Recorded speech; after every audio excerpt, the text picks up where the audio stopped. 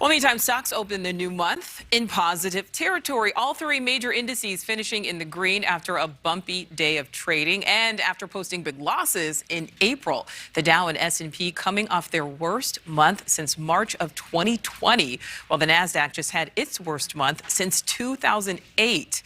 Let's bring in Sylvan Lane, finance and economy reporter for our partners at The Hill. Good to see you, Sylvan. So what happened in April, and how concerned should we be about our wallets? So, Nicole, investors looked ahead at some of the obstacles facing the economy and got concerned about how that could impact stock prices. Between inflation, higher interest rates, the war in Ukraine, and supply chain issues all across the world, there are a lot of issues right now that could slow the economy and cut into corporate profits. And when all those things start to happen, stocks start to fall, especially after they've been going up for a really, really long time. Last year, all three major indexes gained at least 10%.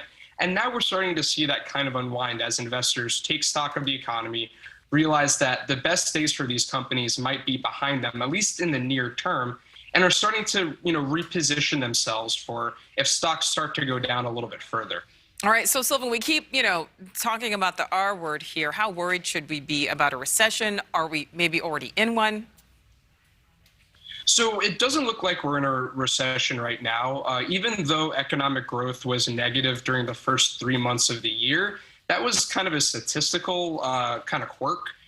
The U.S. added 1.8 million jobs in the first 3 months of this year alone. We're on track to have added another 400,000 in April, according to economists. And, retail spending, consumer spending, business spending, all of that increased in March. And that doesn't happen when you're in a recession. Now, the problem is, as interest rates get higher, as inflation still potentially could go higher, and as we face more obstacles from both the pandemic and the war in Ukraine, all of that can start to weigh on the economy. And there's more economists who think that we could get to a recession sometime next year, maybe early 2024. But right now, the economy is still growing and still expanding. All right, last question for you, Sylvan. Volatility in the bond market may be a factor, but what does that mean to the typical American?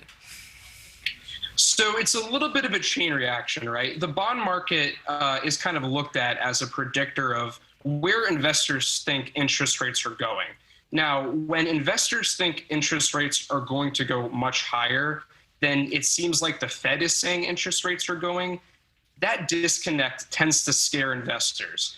If we get to a situation where the bond market is predicting much higher interest rates than the Federal Reserve is signaling, that can start to mess with stock prices a little bit more. And, that could have implications for folks' retirement portfolios as well.